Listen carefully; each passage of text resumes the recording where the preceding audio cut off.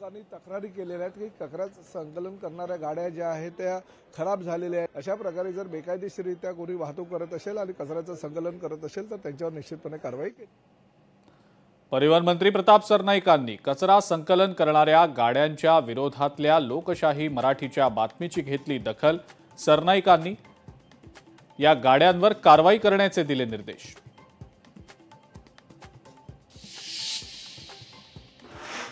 कचरा संकलनात 3000 कोटींचा घोटाळा झाल्याचा कचरा वेचक कर्मचाऱ्यांचा आरोप।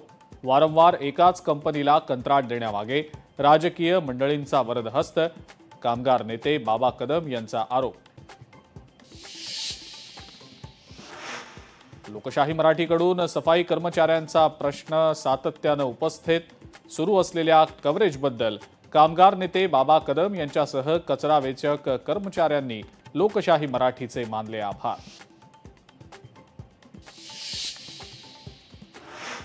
पुण्यातल्या पार्थ पवार जमीन व्यवहाराची संपूर्ण माहिती पार्थ पवारांना होती। अंजली दमानियांचा दावा, पार्थ पवारांची अमेडिया कंपनीत 90% पार्टनरशिप। पार्थ पवारांवर गुन्हा दाखल व्हावा, दमानियांची मागणी।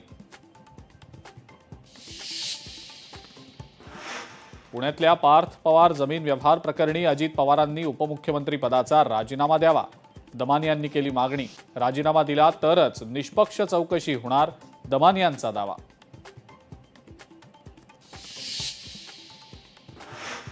परळी नगर परिषद निवडणुकीमध्ये 15 वर्षांनंतर मुंडे बहीण भावाची युती होण्यासंदर्भात चर्चा।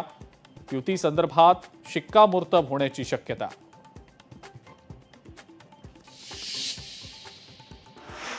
बिबट मानव संघर्षाच्या बाबतीत राज्य सरकारनं ठोस कृती आराखडा तयार करावा, खासदार डॉक्टर अमोल कोल्हेंची लोकशाही मराठीच्या माध्यमातून विनंती।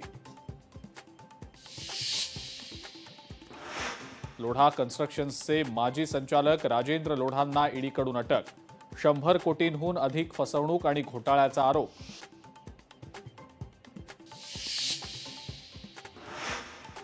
देशातली सर्वात मोठी दहशतवादी संघटना म्हणजे राष्ट्रीय स्वयंसेवक संघ, सुजात आंबेडकर यांचा गंभीर आरोप।